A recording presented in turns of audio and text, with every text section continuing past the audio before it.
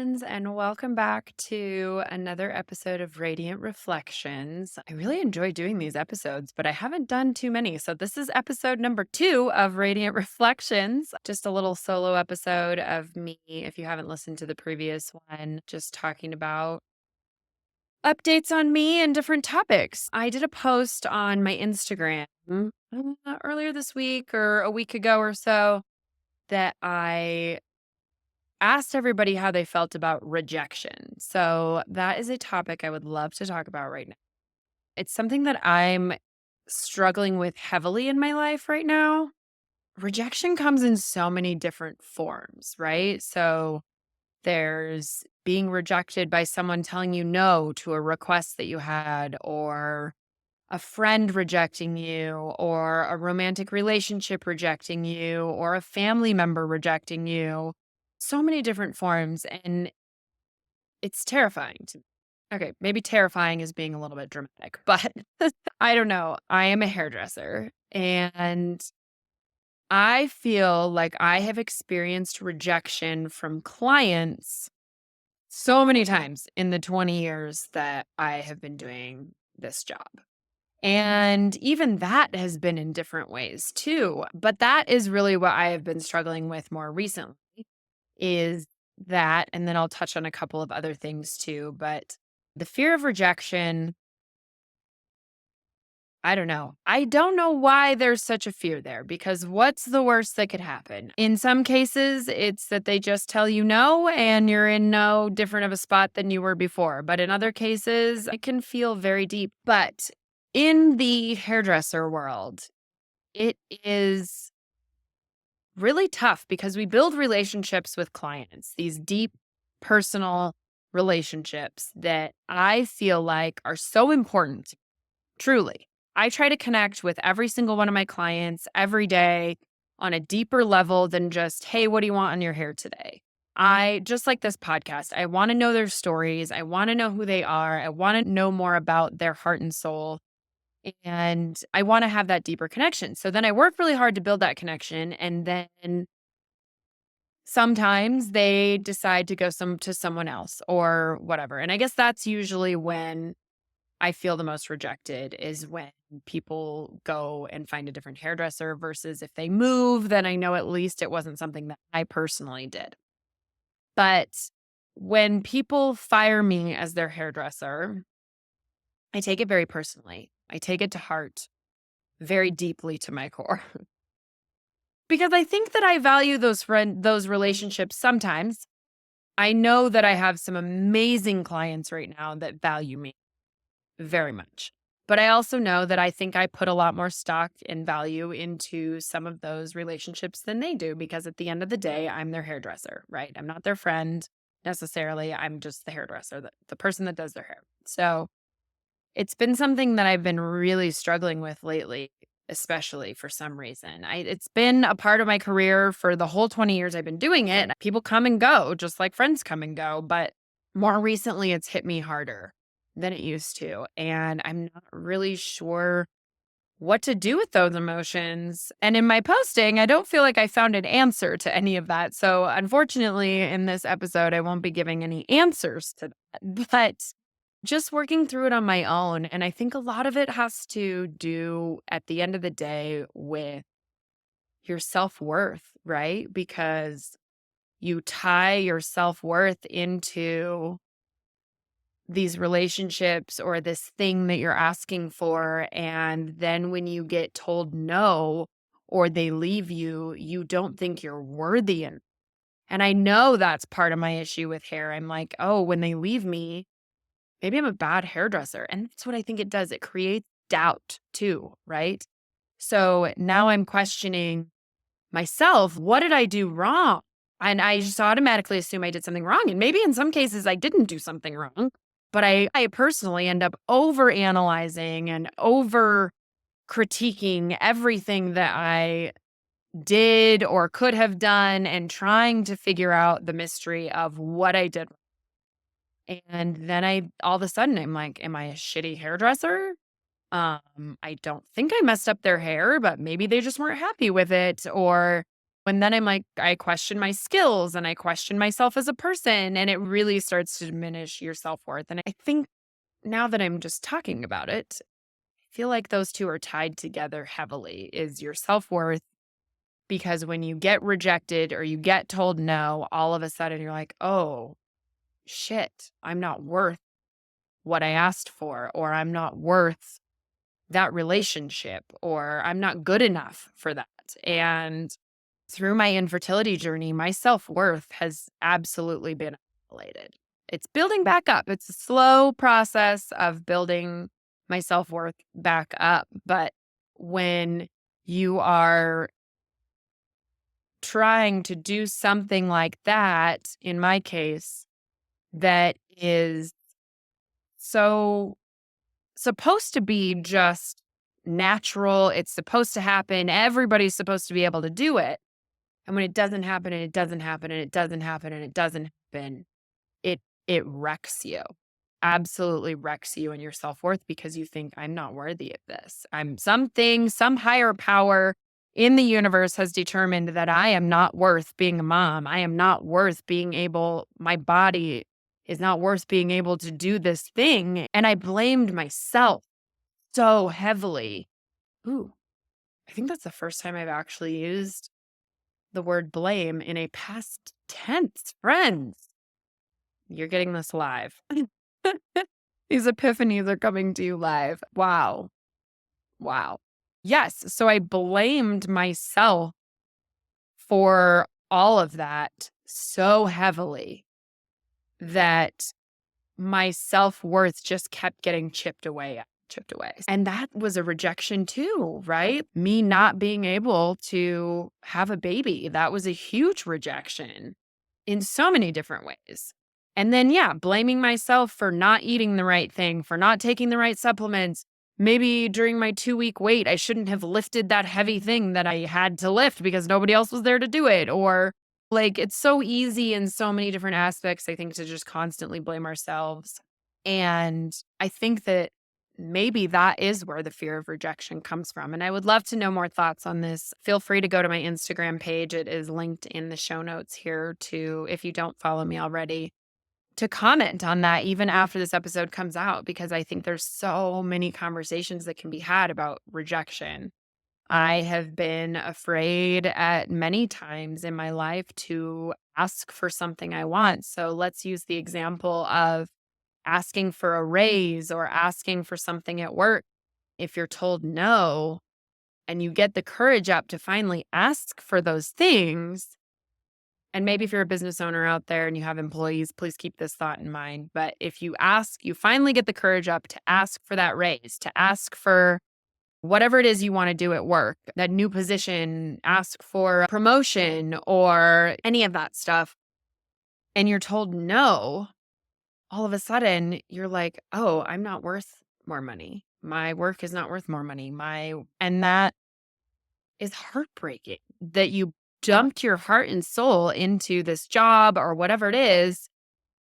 And then you are made to feel unvaluable.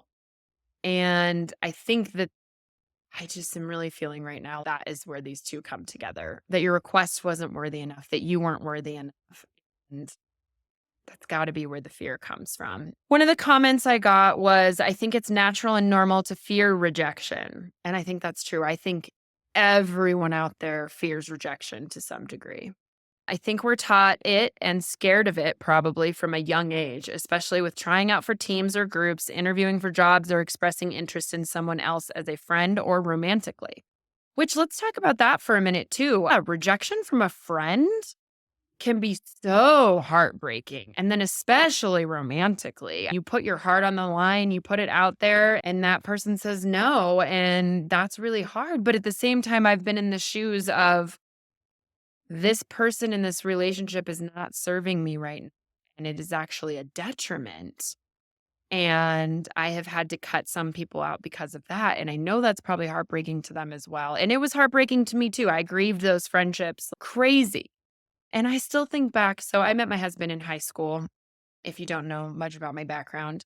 And so I've been very fortunate that we have been together since then. I never had to do the dating thing in my 20s or anything like that. But I remember relationships that I had in high school, and I very vividly remember the rejection from one relationship specifically absolutely broke my heart and soul. And of course, when you're a teenager, everything seems a lot more extreme, but I very vividly remember all of those emotions. And then the people who I broke up with too, I feel really bad and guilty in full transparency about hurting those people. But at the same time, that was not serving me in that moment. And I think that's something that maybe we can keep in mind and give those people grace for is if you're the one that's being rejected, keep in mind that as hard as it may be, that maybe there is a reason behind it and maybe you'll never understand it. And that's okay too. But I know that's easier said than done for sure, because I have had a few friendships that have fallen through. And like I said, my clients, I sit there and I think about nonstop what I did wrong.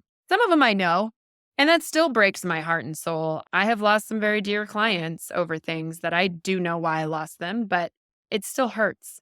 And then I still have to grieve that loss pretty heavily. But I really do dump my heart and soul into people, friends, family, relationship, clients, you name it. I do try to give my heart and soul to as many of those people as possible. And so that is absolutely heartbreaking when it doesn't pan out or it doesn't, go the way that I want it to or that I think it's going to go. Continuing on from this comment, however, I think the greatest thing I've ever heard was you should always at least ask if you can do something you're interested in because the worst thing that can happen is they say no. But what if they say yes? You never know, so you might as well just put it out there. Ask for the raise, ask if you can be involved with something. If anything, it puts your foot in the door and it at least puts you on that person's radar, right? So I do agree with that. I do think as much as fear of rejection is there, I do think we still need to push through that fear if you can. And because I think when you push through that fear, you're also growing so much as a human, even if you're told no, even if someone says no. The fact that you got the courage up and to push past that fear and ask is huge, right? That's a huge growth moment for you. And maybe the more you ask, the more confident you'll get. Maybe not the more you hear no. Sometimes I think that makes it worse if you hear no over and over. And then I know I've been in situations before where I just quit asking. And then you need to really evaluate maybe the job that you're at, the friends that you're friends with, or whatever the situation may be. Another comment said, I saw your post about rejection. Rejection was always my biggest fear. I've gone to some great lengths to not be rejected. My divorce was a turning point for me. Finding out my husband left us for a weekend to have an affair was the ultimate form of rejection. I spent so many nights depressed and crying, wondering what is wrong with me.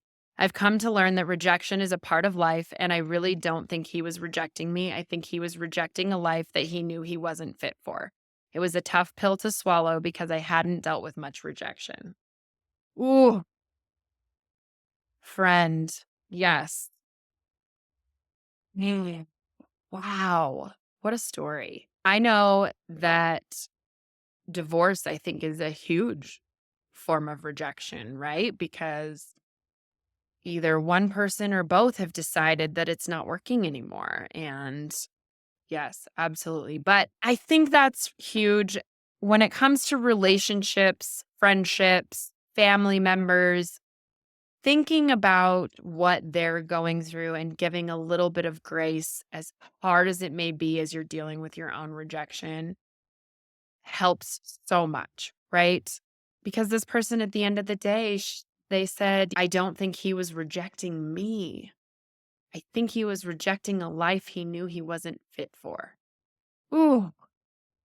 And what work do we have to do to get to that point? Because this human, I think, has done so much work on themselves that to get to that point, forgiveness too, in that type of a situation, you have to have come to a place of forgiveness in order to get past that, I think. Another comment, fear of being true, authentic self in order to be good enough or accepted by others. Hard to stand up or express true opinion. OMG. Friends, I struggle with this one so much. And again, I think this one comes down to self worth, right? Whatever you think you are worth or not worth. If you have high self worth, I would say that you are probably putting yourself out there and you don't give a shit what other people think. And you don't care if you're good enough or accepted by others. So I think it still comes down to that, but so true. I have a really hard time standing up for myself and expressing my true opinion because I fear hurting other people's feelings, which sounds so ridiculous as I'm saying it out loud, but I do struggle with that, expressing my true opinion because I'm afraid I'm going to hurt somebody or make them. And that comes definitely from my own insecurities. And also, I'm a people pleaser. I want to make people happy. It brings me so much joy to make other people happy. But what I'm trying to work on and learn is that I shouldn't do that at the expense of myself, right? Being true to myself and my opinions. And you know what? Sometimes if it hurts people's feelings, it's going to hurt people's feelings. Like I can't protect everybody.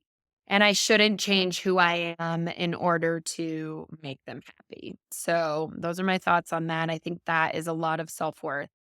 Someone else just said such a relevant topic for so many of us. And I think this is so true because I think we all have some fear of some form of rejection, right? Like it may not be all of it, but we all do.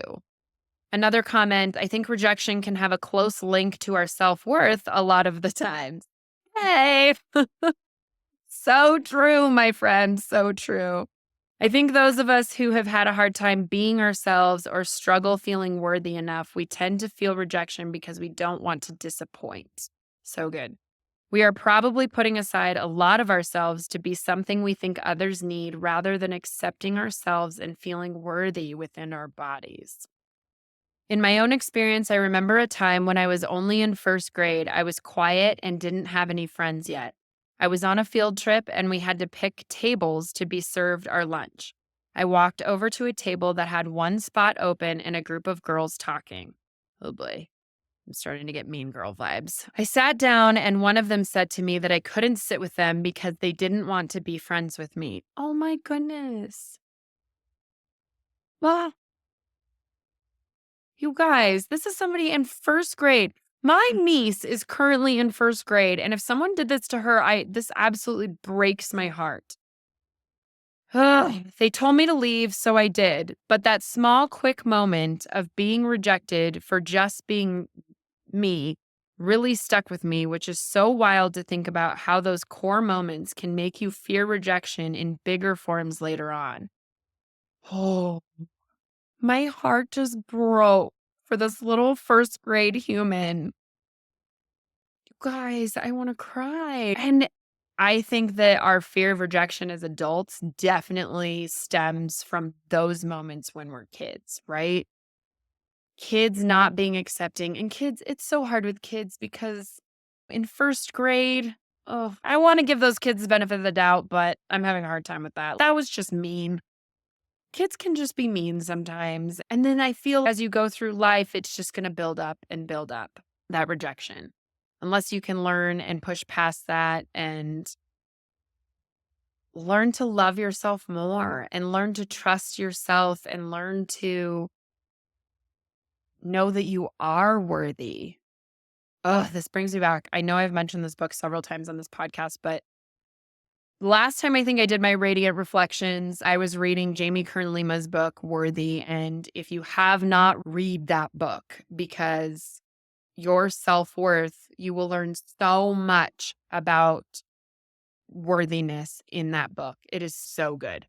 Again, Worthy by Jamie Kern Lima. I will link it again in these show notes. I think I linked it in the last ones for the last Radiant Reflection. But yeah, rejection, not a fun thing, super difficult to deal with. I don't have any answers, unfortunately, other than, like I said, work on loving yourself, work on loving yourself and acknowledging that you're worthy. And I fully understand that is difficult to do. That is not an easy ask whatsoever. It is hard, and takes a lot of work. So find whatever works for you in order to do that, whether it's reading books, whether it's therapy, whether it's energetic healing, whatever you need to do, journaling. I think if you are able to build up your self worth, then the fear of rejection is a little bit less. And I also think that age helps with that too sometimes. The older we get, I know the older I get, the less I care about certain things. So sometimes it's just easier to deal with in that regard. But yes, let's all work on our self worth, self love, and fear of rejection because I think we're all dealing with some of that, right? We all get rejected to some degree in life, for sure. It's a part of life. The one comment said it absolutely is a part of life, the part of everyone's lives. So I think that's the end of my TED Talk with rejection. Now I'm going to give you guys a little bit of an update on me. I am actually getting ready at the time of this recording. I am leaving this weekend to go to Pakistan and Oman for 3 weeks. So I'm super, super pumped. Those who know me know that I love to travel. My husband and I have traveled all over the world. So these two countries are not completely out of the ordinary for us. And a lot of people are like, oh, yeah, okay, Tawny and Colin are going to Pakistan and Oman. Yep, that's not out of the ordinary. I'm really excited. We're only going for 3 weeks. We're doing 2 weeks of hiking in the Himalayas in Pakistan and then 1 week of beaches in Oman. And we rented a car there. So we've been prepping for this trip. We had to get visas in advance, which was a little bit of a complicated process. We rented a car and we have been doing research on all the things. I'm really excited about that. I'll do another Radiant Reflections when I get back at the end of September of 2024. I don't know whenever people are listening to this episode, but I will do another episode recapping that trip. But I am really looking forward to going and hiking in the Himalayas and just doing some healing work in the mountains, in the nature, disconnecting a little bit. Don't worry, I've got podcast episodes scheduled the entire time I'm gone, so you won't miss a beat. It's like I'm still here, but I'm just super excited. I need a break. This year has been extremely heavy for me and my family and just a lot. There's actually been a lot of death in our lives this year and so many things from pets dying or getting diagnosed with sicknesses that are terminal to family deaths and beyond, friends losing family members. It has been absolutely heartbreaking, tough, and has been weighing so heavily on my heart. And also me personally, at the same time, I'm trying to heal from my journey and my process. And it's been hard to work through that at the same time that I am experiencing all this other grief and everything else that's been going on. So it's 2024. Me and several of my family members would agree that this has been even worse than 2020 and the pandemic and things like that. It's been a tough year. We've been very fortunate. My sister and I were just talking the other day about how fortunate we've been to not have a lot of death in our lives up until this point. And then all of a sudden, the universe has decided to throw it at us all at once. And it's really tough. So, anyone out there who's dealing with grief, my heart goes out to you so much. It has been just so tough. Grief is a tough thing. So yeah, that is an update for me as far as my healing journey. Nothing new has really come up. I did want to talk about this for a minute. A few weeks ago, I received a text message from a girl that I had connected with who was also going to my clinic that I went to for my infertility treatment last year. And there were a bunch of people that were up in arms about the nurse practitioner who was working there doing the embryo transfers. And a lot of people were angry and they wanted to say that she wasn't qualified and blah, blah, blah, blah, blah. It was this whole thing. Okay. So I'm not trying to start any drama or shit with the clinic. But when I received this information and then articles were sent to me, I was grateful that this person decided to share this information with me because they had my best interest at heart. They were thinking about how this would affect me because this is the person that did all of my embryo transfers. And an interesting thing to think about, I had actually reached out to one of my friends and I was like, what do I do with this information? And to be honest with you, I did not even open the articles right away. I just saw the titles of them. And then I asked this person, I was like, okay, I haven't had a moment to open these. What is this? What are they saying? Can you summarize it? And I never actually opened the articles because I don't know that's going to help me to sit here and question the doctor's office. And to be honest with you, an embryo transfer, for those out there who don't know, is very much like a pap smear. It's not, they take the embryo, they put it in a catheter, and they put it in your uterus through your cervix. And I feel like unless you ruined the embryo somehow, which it's usually the embryologist that is putting it in the catheter, and then I just feel like that's something that's pretty difficult to fuck up, basically. But there are people out there that are sad and angry, and they think that is possibly what happened to them. Here I'm at getting this information while I'm going through my healing journey of trying to process what happened to me, try to figure out what my future looks like because I still don't know what that looks like. I've just been trying to get by. I don't know what I have said many times. I don't think I'm going to be doing treatment anymore. And that being said, is it really going to help me to look back on last year and blame the doctor for that? I don't know how to take that information because it's not going to change how I feel about treatment moving forward. And I don't have the energy in me to fight that battle if it's one that can even be fought. This woman did thousands of embryo transfers. So to say she's not qualified seems a little over the top to me. Every job that you do, you have to learn it to some degree. So I do feel like this woman did a fine job. I personally do not have anything against her. But it did make me question it in the moment. I'm like, ugh. When I did get a little angry, but I decided not to open the articles and I decided not to go down the rabbit hole because I just couldn't. And I don't think it's going to change anything. I have done that with this process so many times where I have gone back and reflected and gone over what I did wrong. I mentioned it at the beginning of this episode. Like, what did I do wrong? What could I have done differently? Which is why I just kept doing it over and over. And every time I was changing something and doing something different because last time this didn't work and blah, blah, blah. And if I keep going down that path, I am never going to heal from this, ever.